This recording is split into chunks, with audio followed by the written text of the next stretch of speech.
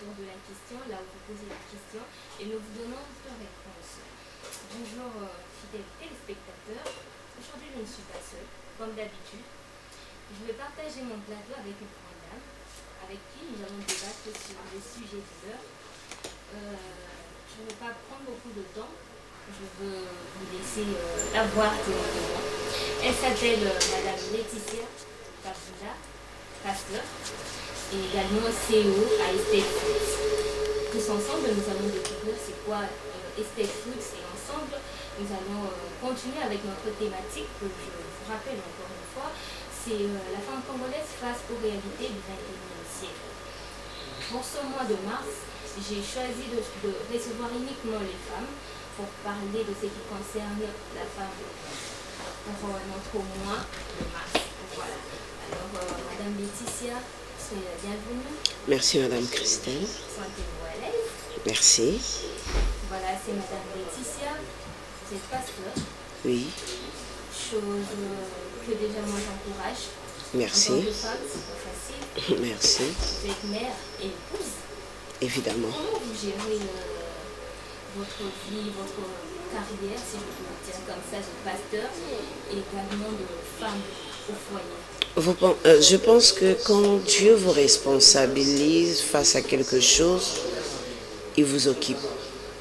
Il vous équipe, il vous donne l'intelligence, il vous donne le moyen, il vous donne la sagesse de le faire. Dieu ne dépose pas un poids sur quelqu'un s'il n'a pas veillé sur la qualité de l'épaule qui reçoit le poids. Et quand Dieu donne une responsabilité, quand Dieu vous place à l'échelle d'une responsabilité, c'est que Dieu sait que les épaules sont consistantes à porter ces choses sur vous. Donc Dieu vous soutient. Évidemment. C'est l'essentiel. Ça fait combien de temps que vous êtes pasteur?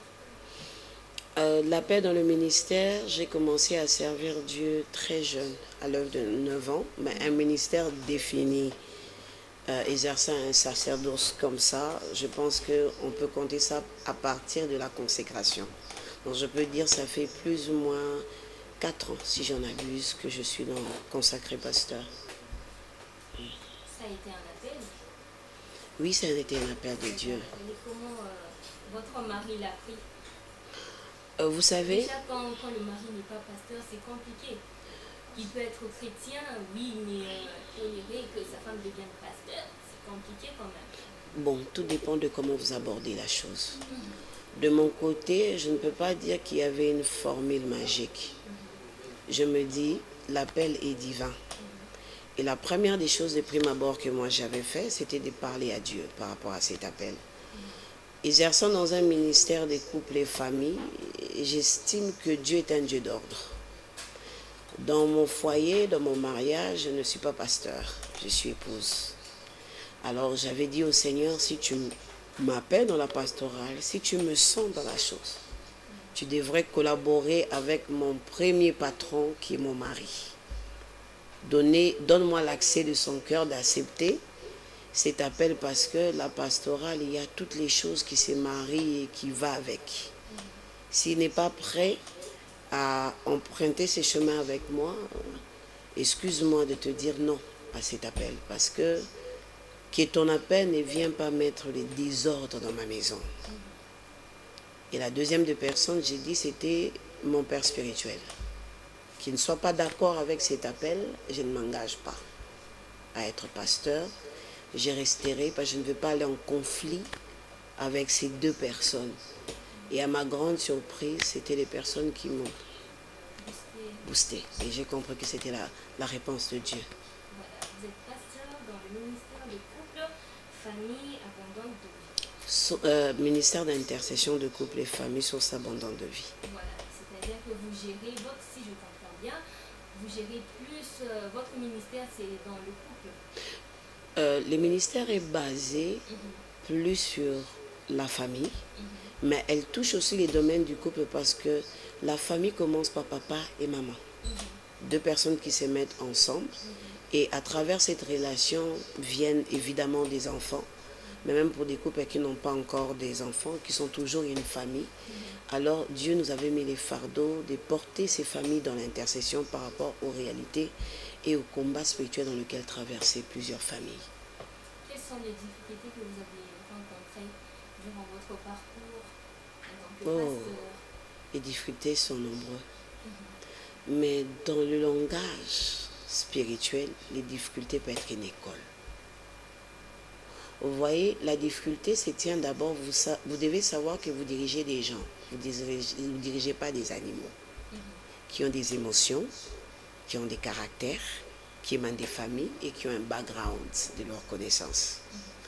Et quand vous arrivez face à ça, vous faites face à toutes ces réalités, vous devez les emmener à comprendre la volonté de Dieu par rapport à leur vie, à leur famille, à leur mandat, à leur maison. C'est ça le plus grand challenge. Mais dans l'angle pastoral, la difficulté, c'est pas de dire j'ai trouvé des gens qui m'ont insulté, Jésus était insulté.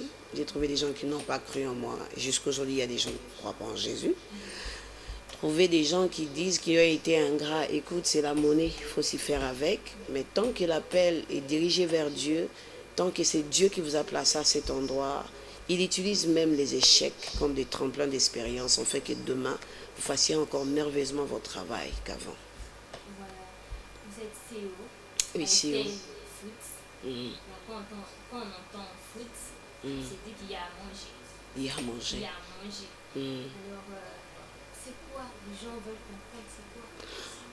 Ah, ok. Estelle Food. Bon, j'aimerais ajouter Estelle Food Enterprises. Parce qu'elle a grandi, la vision a grandi et la vision a trouvé ses marques. Estelle Food est d'abord de prime abord une entreprise de restauration.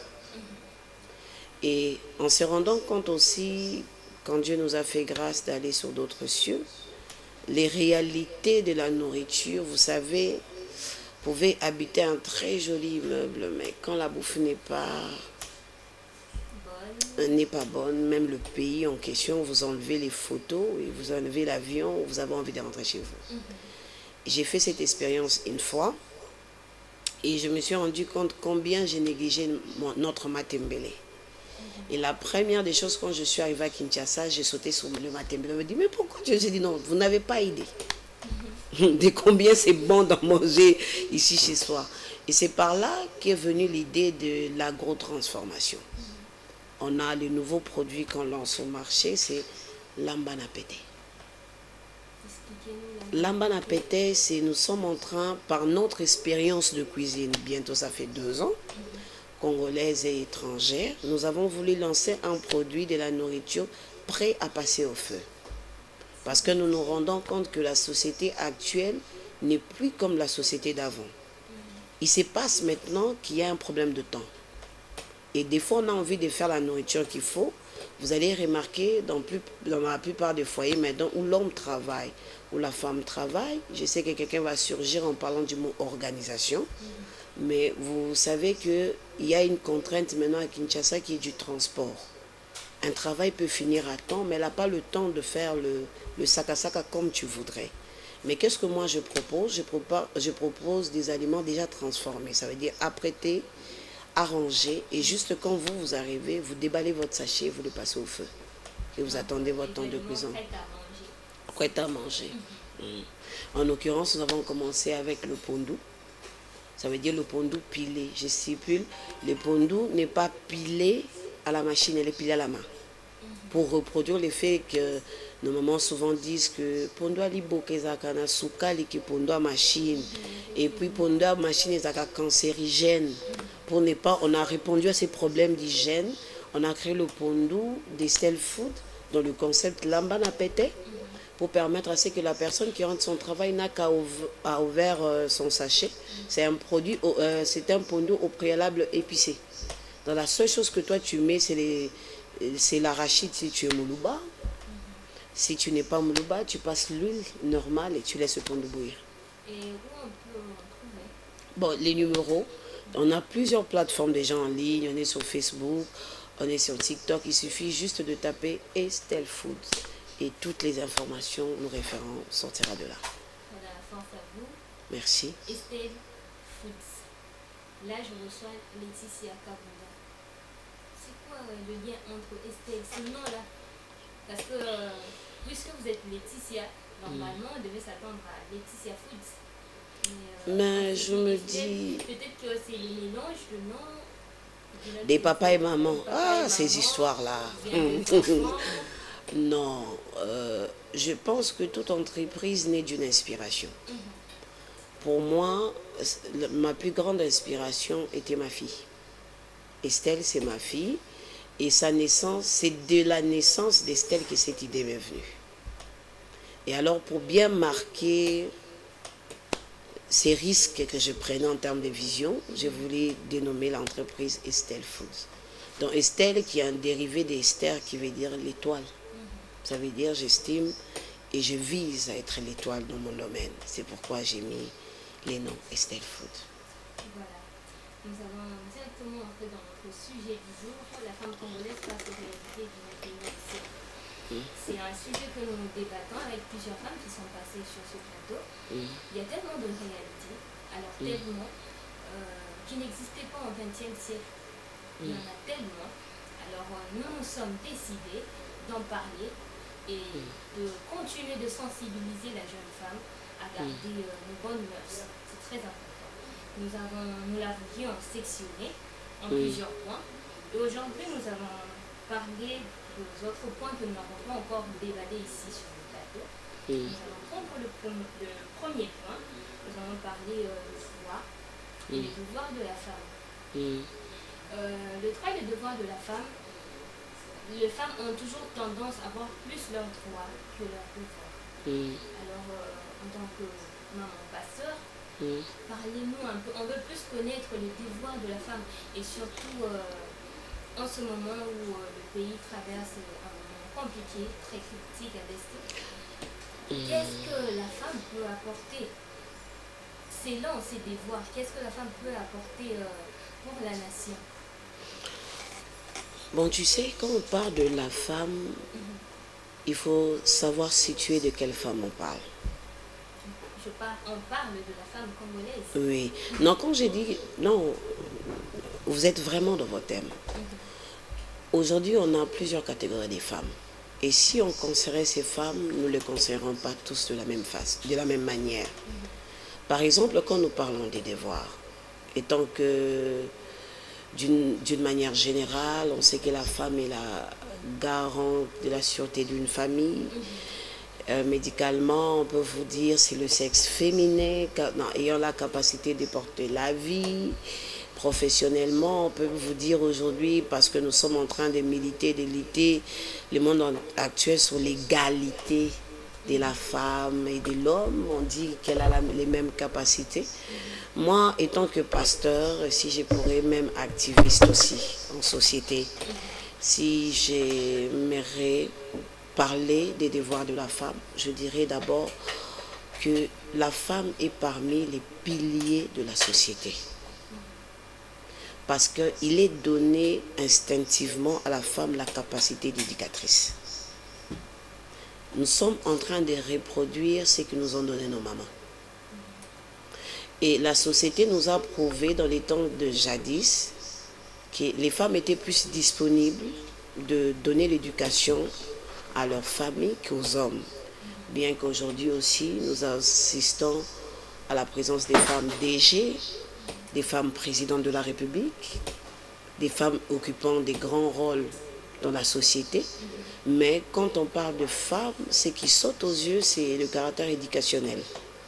Ça veut dire les défauts d'une femme, c'est d'avoir ses mains imprégnées dans sa maison et dans l'évolution de sa femme, de sa famille. Parce qu'il y a de ces rôles que Dieu a donnés à la femme qu'il n'a pas donné à l'homme. Tel que, par exemple, vous savez, une famille où une femme est épanouie, les enfants réussissent.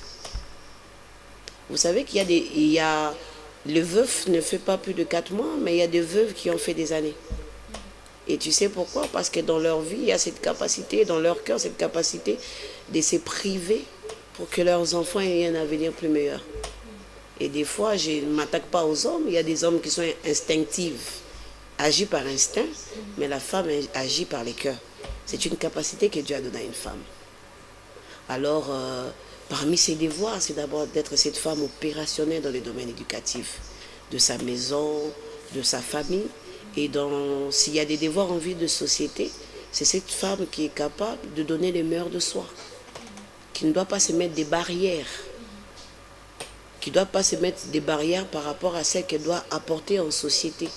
Ce n'est pas cette femme qui doit se dire, écoute, je vois d'abord l'homme faire et je veux suivre ses pas. C'est cette femme aussi qui peut innover, c'est une femme aussi qui peut donner les coups de départ, c'est cette femme aussi qui peut apporter de par son intelligence, de par ses capacités, et de par ce qu'elle ressent. La société a besoin de ce mélange-là, afin qu'il y ait cette balance et cet équilibre de part et d'autre. Vous venez de parler de la parité. En tant que pasteur, vous êtes pour ou contre?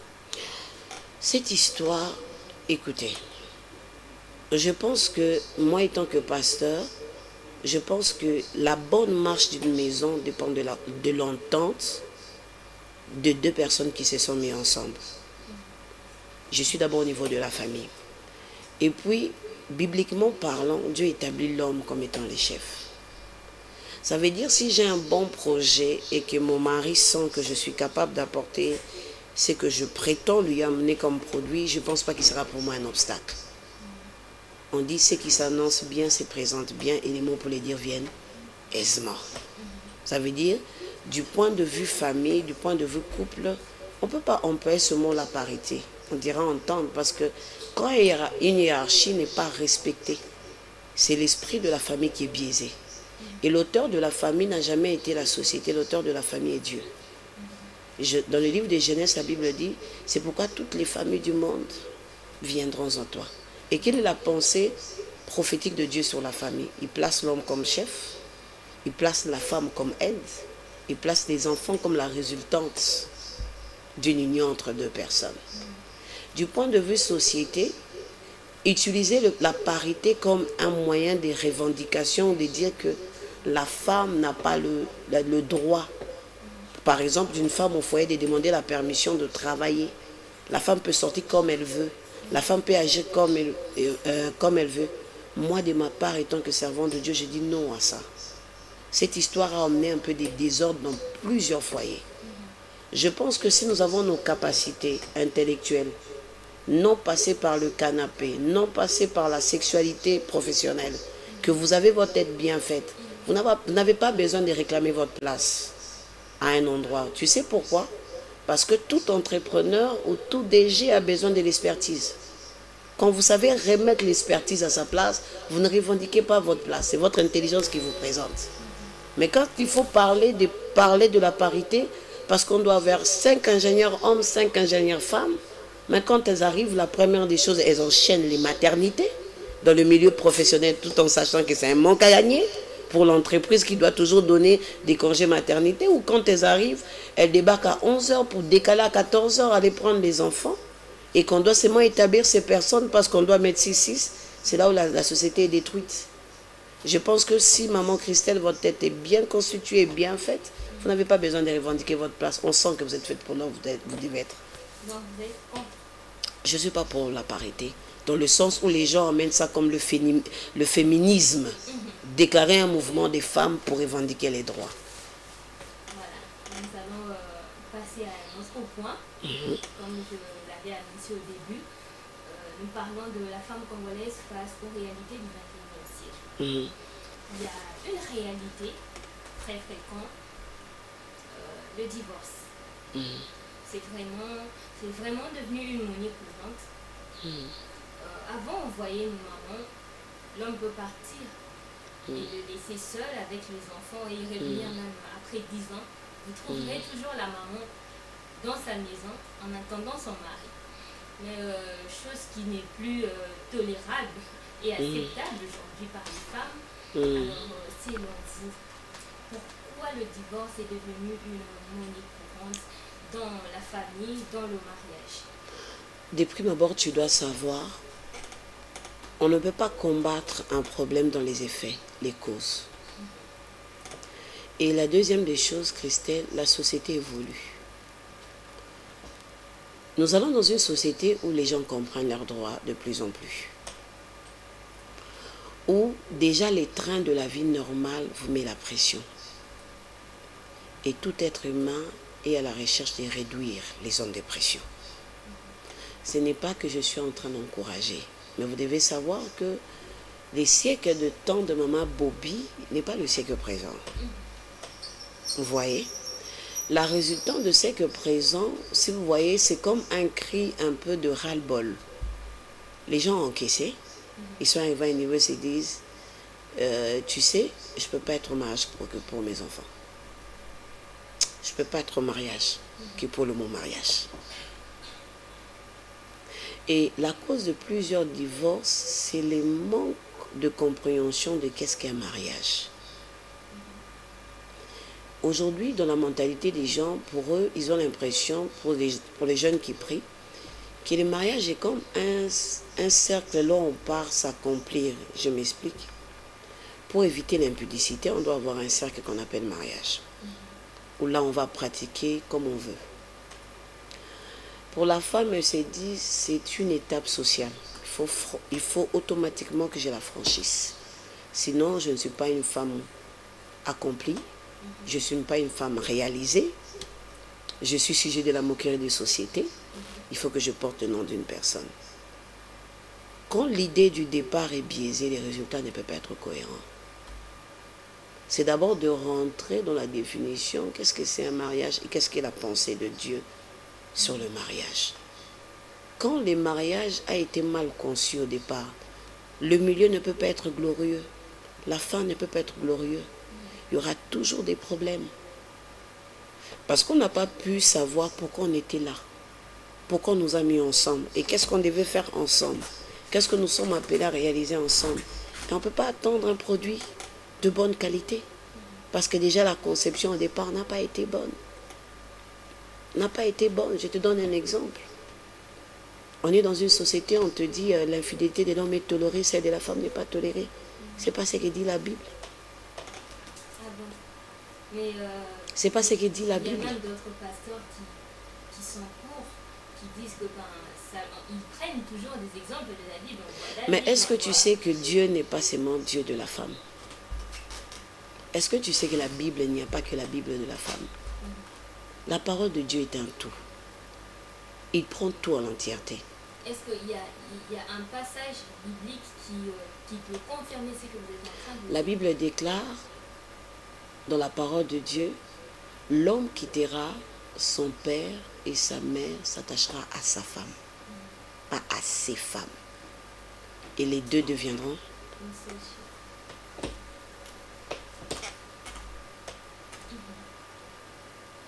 Tu sais, le mariage est une décision.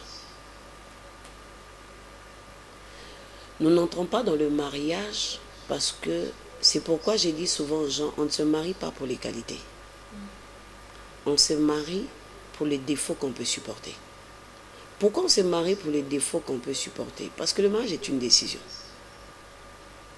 La première étape, quand deux personnes se rencontrent, c'est l'étape qu'on appelle le coup de foudre. Le bon côté dispo, la fille souriante. Mais il ne suffit pas que de l'étape du coup de foudre pour que les gens soient ensemble. Il y a lui, la personne, dans toutes ses facettes.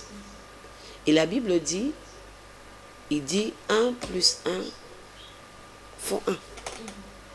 Or, 1 plus 1, selon la parole de Dieu, ne font pas 1. 1 plus 1 tend vers 1. Dieu ne mettra pas la dimension complémentaire de l'homme dans une femme si ce dernier n'est incomplet. Et la personne qui aide ne vient pas aider la personne parfaite, elle vient aider quelqu'un qui a un manque. Ça veut dire le côté désordre de ton mari est résolu par une femme ordonnée. Le côté loquace de ton mari est résolu dans votre foyer par le côté calme et doux de son épouse. Donc Dieu ne met pas deux personnes qui se ressemblent. Dieu met deux personnes qui se complètent. Et des fois, les gens peuvent se chamailler pour des choses qui n'ont ni tête ni queue. Juste, il y a une femme qui m'a appelé récemment, elle m'a dit, pasteur, ça faisait des temps que mon mari me montrait les salaires, maintenant il ne me donne plus. Est-ce que Bavan l'a raboué? Moi j'ai dit, oui madame. Toi tu t'en plains d'un homme qui ne te montre pas le salaire il y a un moment. Et des femmes qui n'ont jamais vu les relever, les salaires de leurs femmes, de leur mari. Est-ce qu'elles sont en train de crier sur le toit? De deux, s'il a arrêté, pourquoi il a arrêté? Et Dieu m'a fait grâce. par le don prophétique que j'avais, j'ai dit, mais madame, vous êtes d'abord impolie. Vous êtes une femme très jalouse vis-à-vis de votre mari. Oh, maman, moi, je sais ce qu'on t'a appris par la rue. La seule chose qu'un homme demande pour être heureux et être stable avec une femme, pape, pasteur, musicien, profane, religieux, une seule chose qu'un homme demande à une femme. Et tu sais c'est quoi? La soumission. Non, le respect. Ok. Un homme qui ne se sent pas respecté ne sait pas vous donner le meilleur de lui-même. Déjà, le fait que tu réclames ses salaires, écoute, l'enfant de Maman Bokilo, c'est l'enfant de quelqu'un. Quand il ne te donne pas son salaire, que fais-tu de ta tête et de tes deux mains? Est-ce qu'en ces siècles, on est encore dans un siècle où on s'assoit, papa ramène tout? Tu veux compter la sueur de quelqu'un, pendant que toi, tu n'apportes pas ton apport intellectuel ou financier dans ta maison. Mais si nous revenons dans la Bible, moi je ne suis pas trop... je ne connais pas trop bien. D'ailleurs, si je t'emmène dans la Bible, je vais te choquer. Je vais te choquer encore. De la femme sera tourné vers l'homme et ses derniers dominera sur elle. Tu prends Proverbe 31, tu vas lire la femme vertueuse. Écoute, une femme qui marque le cœur de son mari, c'est une femme qui apporte un plus. Mais pas une personnalité de plus dans sa vie. Quand je dis qu'apporte plus, ce n'est pas carrément à ramener de l'argent. Il peut être un homme d'affaires ou un homme ayant plusieurs occupations, mais toi, tu es une bonne gérante administrative de ce qu'elle fait. Et cette femme, pareil, a du mal à être une femme contournable par son mari parce qu'elle apporte un plus dans la vie de son mari. On doit quitter la situation de la femme de se dire c'est cet être qui apporte le plaisir au lit et qui reproduit les enfants. Sinon, si c'est cet être qui apporte le plaisir au lit, je souhaite que les hommes soient abonnés des prostituées. C'est le travail qu'elles font. Qu'est-ce qui fait que tu sois cette femme qui se démarque? Ça veut dire tu n'es pas une personne de plus, mais il sent que ton apport dans sa vie a apporté des choses en plus. C'est ce qui fait qu'on peut te garder, on peut te gérer, on peut marcher avec toi. Vous êtes pour ou contre les divorces? Je suis contre les divorces, mais je suis pour réparer la cause qui amène les divorces. Ça veut dire bien apprendre à l'homme et à la femme ce que c'est le mariage. On devrait parler du divorce sans pourtant parler du mariage. Est-ce que le mariage est la finalité, c'est une finalité pour la femme? Donc la femme est obligée de se marier. Je vais te choquer. Écoutez, moi j'estime à mon humble avis que le mariage est une grâce. Vous savez, il y a des réalités qui se vivent dedans. Si vous n'êtes pas outillé, vous n'y restez pas. D'abord, Dieu doit vous faire grâce d'être marié. Et le mariage en soi, pour une femme, ne peut pas être une finalité ou un non-accomplissement des destinées. Parce qu'il y a des femmes que vous le vouliez, que vous ne le vouliez pas, qui n'ont pas été prédestinées au mariage. Donnez-moi le nom du mari de Jeanne d'Arc. Il y a des personnes comme ça, c'est d'une manière naturelle. Quand les mariages arrivent, parce que le souhait de tout le monde et de tous parents est de voir son enfant marié. Mais là où le mariage prend une mauvaise tournure, c'est d'inculquer à la jeune fille que quand elle n'est pas mariée, elle n'est pas accomplie. Quand elle n'est pas mariée, elle ne s'est pas réalisée. C'est ce qui pousse même nos jeunes filles aujourd'hui à elles-mêmes contribuer pour leur mariage. Ça veut dire, au nom de la bague au doigt, on se jette sur tout ce qui passe. On se jette sur tout ce qui passe. Si le Seigneur te fait grâce, comme j'ai dit, c'est une grâce. C'est vraiment une grâce d'être marié. Il n'y a aucune femme qui va suivre cette émission qui va me contredire. Rester dans le mariage est une grâce. C'est une grâce que Dieu vous l'accorde. Parce qu'il y a tout ce qui concourt, qui peut t'empêcher et qui peut te donner cette décision de sortir. Rester marié est une grâce. Et si Dieu n'a pas encore octroyé à quelqu'un cette grâce, ce n'est pas que cette personne n'est pas encore accomplie. Dans le timing de Dieu, peut-être, he's in the time. Ce n'est pas le temps pour cette personne. Il y a des personnes où le mariage doit les retrouver au sommet de leur carrière. Parce qu'ils connaissent que quand ils commencent avec un homme aussi bas, il ne tolérera pas le sacrifice que ça demandera à cette femme de s'accomplir, parce que Dieu veut que cette femme réalise sa destinée. Et il attendra un niveau sommet de sa vie. Un homme viendra. Il y a un homme pour toutes les couches des niveaux que tu vas atteindre. Il y a des hommes qui épousent des femmes ministres. Il y a des hommes qui épousent des femmes présidentes. Tu vois? Quand cette histoire n'est pas encore arrivée, ça ne doit pas être pour toi un sujet d'intercession éternelle. Ou un sujet de crispé. Il y a quelqu'un qui me dit là pendant que je suis, ah, Yoso Babou pour Bali. Écoute, que le Seigneur me fasse cette grâce-là maintenant. Il savait pourquoi. Il devait poser les bases. Tu imagines quelqu'un qui vient vous prêcher des couples et familles et elle-même n'est pas mariée. Comment je comprendrais les mariés quand ils viennent, non, maman, il m'a dit que j'ai le nez comme le train qui va de la gare à Matete. Tu sais qu'il y a des gens, depuis qu'ils sont nés, on ne les a jamais insultés. Il y a une femme qui dit, maman, mobile n'a pas finga quiconque. Ah, a finga quiconque. A benga individu. Et sûr, individu. Vous vivez de choses. Il y a tout. Il y a tout. Maman, finga individu. Individu, c'est au finga ten. Alobe oza lokola muntu oyo. Te maman, quiconque ndete. Donc il y a des histoires, mais si tu n'es pas passé par le, si tu n'es pas peut-être passé par le foyer, tu ne seras pas conseillé. Tu auras des idées, mais des idées approximatives, parce que quand des couples se chamaillent, interviennent les émotions. Toi tu peux dire oui, maman Falloz à la calme, mais tu ne savais pas comment ça bouillonnait dans son ventre. C'est qu'elle a entendu. Tu ne sais pas combien ça fait, ça rend le cœur enflé de voir un homme qui débarque à 1 heure et sans s'inquiéter de ta réaction, et tu te dis j'ouvre la porte ou je le coule au béton. J'ouvre la porte ou je coule au béton. C'est cette dame-là que tu conseilles, tu dis écoute, garde ton sang-froid. Quand tu lui dis garde ton sang-froid, elle te dit mais de quoi tu en sais? Tu dis on en sait ça tous, garde ton sang-froid. C'est pas comme ça que tu vas résoudre le problème. C'est pourquoi je dis en rester marié est une grâce. Si Dieu ne t'a pas encore fait grâce, il sait pourquoi. Travaille ce que Dieu a disponibilisé pour toi.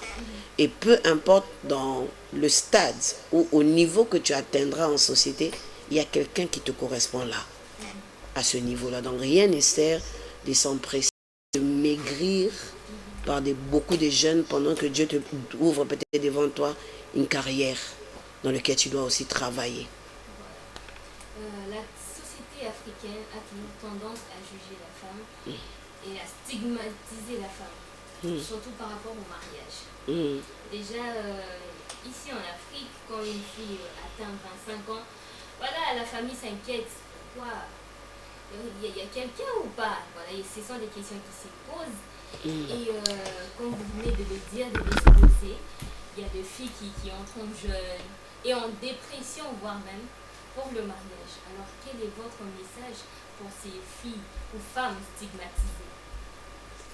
Écoutez, la cérémonie sera à eux. Les uniformes seront à eux. Mais la vie à l'intérieur sera à toi. On se marie quand on se sent prêt. On se marie quand on a trouvé la personne. Je ne dirais pas la bonne personne dans le sens d'idéaliser. Qu'on sait identifier à cette personne, qu'on se retrouve dans cette personne. Ceux qui se sont mariés à 23 ans ne sont pas plus heureuses que ceux qui vont se marier des fois plus tard. Tout dépend au temps, aux saisons que Dieu a placées pour chacun. Ne suis pas la pression parce que la masse ne réfléchit pas. La même masse qui te met la pression pour te marier, c'est la même masse quand tu échoues qui mettront ton nom gravé sur des murs en termes d'échec. En latin, on dit qui va lente va bene. Celui qui sait là où il pose ses pieds, c'est affermir ses pas, qui sont pressés sur un béton que tu n'as pas maîtrisé, qui peut à n'importe quel moment de ta vie se crouler. Et les mêmes personnes qui te demandaient s'il y a quelqu'un, te taxeront d'être mal marié. Alors j'estime dans ma vie de faire des choses pour moi, pas pour les autres. Si tu ne te sens pas prêt, s'il n'y a pas quelqu'un, ne fabrique pas papa. On a vu sur TikTok le phénomène papa. Est-ce que papa a? Et cette histoire, des fois, on crée des papas fictifs. Vous savez, quand votre temps est arrivé, quand Dieu s'est décidé de vous bénir, vous ne faites pas des gymnastiques dessus. Vous sentez que vous êtes prêt à vous lancer ou à vous jeter. vous mettre la corde au cou dans l'histoire. Alors, comme on dit en anglais, don't worry. Il ne faut pas avoir peur. Il faut se faire confiance et surtout faire confiance en Dieu. Continuons. J'espère qu'à la maison, vous êtes édifiés, surtout les filles stigmatisées, parce que j'ai reçu le message et on m'a dit, Madame Christelle, vous devez en parler, c'est très important. Alors, j'espère que vous avez des réponses à vos questions. Nous continuons, nous allons parler de l'accoutrement de la jeune fille. Vous êtes maman pasteur. Je sais qu'à l'église, on martèle trop sur ça. Mais une fois, il y a des gens qui disent que ce relatif bien et que maintenant, là, j'ai suivi une émission d'une femme qui sert Dieu, qui chante. Elle disait, ce relatif bien, yo mo se sentir ko lati bien na mutema na mo webike na lati na nga bien na ndenge na lati ko indisposé ba touté et ça n'a pas problème pe mais si ko lata yango accoutrement yango des problèmes il y a de jeunes filles ne savent plus comment s'habiller, comment vous gérez ça et comment la conception en fait de l'accoutrement de la jeune fille pour vous c'est quoi? Il m'arrive très souvent d'en parler, même au ministère. Vous savez, l'accoutrement est l'expression de votre personnalité. Vous savez qu'il y a des personnes ayant déjà des personnalités pudiques. Ça veut dire pour eux, ils ne peuvent pas trouver normal que les parties de leur corps soient exposées. Maintenant, quand toi tu vas acheter des habits qui sont à la mode, est-ce que tu sais qu'il y a des histoires qui ont été conçues pour des stripteaseuses? L'entreprise a conçu ces vêtements pour des genres de personnes faisant un certain métier. Et nous sommes dans une société bantou, nous ne sommes pas dans une société occidentale. En Occident, vous voyez papa, maman aller à la plage avec un sous-vêtement. Imaginez-vous votre maman qui est à la maison, regardez-la bien avec votre papa. Vous allez vous laver, papa sort en sous-vêtements. Vous voyez comment ça va vous faire? Il y aura un déclic. Déclic de mœurs, déclic de plusieurs choses. Je pense que nous sommes d'abord, avant d'aller dans la Bible, nous sommes d'abord des bantous. Vous avez parlé d'un point, vous avez dit que l'accoutrement, c'est d'abord la personnalité. L'expression de la personnalité. Alors, moi, je me dis que cette expression de la personnalité a changé. Cette conception de voir les choses a changé parce que, prenons l'exemple de nos mamans, elles ne s'habillaient pas comme ça. On prend l'exemple de l'époque de Mobutu où les femmes étaient toujours en panne, malgré qu'on dit que c'était sous la dictature, mais on voit toujours qu'il y avait quand même des femmes qui s'habillaient bien. Presque toutes les femmes s'habillaient bien. Tu as parlé de quelque chose au départ, tu as parlé du 21e siècle. Les choses ont évolué et la mode est venue impacter. Quand je parle de la perception de chacun, ça y va des valeurs que chacun prône. Il y a des femmes, pour elles, elles tiennent à ce que leur corps soit couvert, pour leur respectabilité et pour l'image qu'ils veulent renvoyer. Il y a de ceux qui estiment que leur sein dehors. Moi, je suis choquée, estomaquée. Quand tu vas à un mariage, tu trouves une femme mariée qui porte une robe qui montre tout ce qu'elle a à l'intérieur, sa poitrine dehors et son homme est à côté. Ce qui t'est réservé à toi de voir dans la chambre. Écoute, il y a même le petit garçon, les garçons d'honneur. Il y a même la personne qu'il ne fallait pas voir, qu'il ne devait jamais voir, qui le voit. Tout dépend de la conception de je protège quoi, j'ai quelle valeur que j'exprime. Tu sais, aujourd'hui en matière d'habillement, tu ne peux pas dire à quelqu'un porte ça ou ne porte pas ça s'il ne le sent pas. Si pour lui il sent qu'il n'y a ça outrage pas sa manière de voir les choses. Mais qu'est-ce que la Bible nous dit? Nous devons nous habiller avec pudeur, avec décence. Ne vous habillez pas de manière à ce que la personne qui vous reçoive à la réception n'arrive pas à vous fixer. Ne vous habillez pas de manière à ce que le pasteur qui prêche n'arrive pas à vous regarder. Ne vous habillez pas de manière à ce que le jeune garçon dans le taxi soit gêné. Parce qu'il y a des gens qui gardent encore des valeurs pudiques. Il y a des gens qui respectent encore les corps de la femme ou d'un être humain.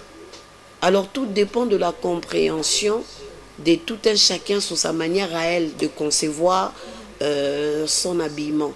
Mais la meilleure des manières, c'est qu'habillez-vous de manière à ce qu'on vous respecte, de par votre habillement. Différenciez-vous avec les gens qui font des métiers de nuit. Différenciez-vous parce qu'aujourd'hui, il n'y a plus de différence entre la prostituée et la fille qui sort de la maison de son père.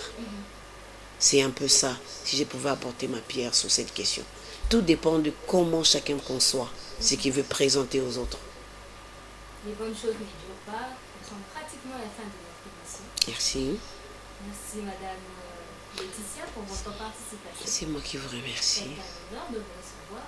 Merci. Mais nous ne pouvons pas conclure cette émission sans pour autant parler des femmes de l'Est qui vivent des atrocités, qui vivent la guerre. Nous, on l'entend, on le voit, mais on ne le vit pas. Alors, qu'est-ce que vous pouvez dire à ces femmes? Aucun pays en guerre, aucun sang en guerre, aucun sang inutilement en train de couler, aucune violence n'est tolérable. Vous savez, les gens parlent de ces femmes de l'Est, mais n'arrivent pas à réaliser les dégâts qui nous créent dans des sociétés à venir. Nous en sortirons avec des familles brisées, blessées. Et ces blessures, même la fin de la guerre, ne pourra pas mettre fin au traumatisme qu'ont eu ces personnes. Et c'est que moi, je pourrais dire, étant que pasteur, la plupart du temps, je prie. Parce qu'on est à un niveau où il n'y a que Dieu qui peut réparer. Tu peux t'imaginer une fille qui voit son papa coupé. Quel genre de personnes? Nous produisons des personnes sans cœur, des personnes froides, parce qu'ils ont vu le plus horrible.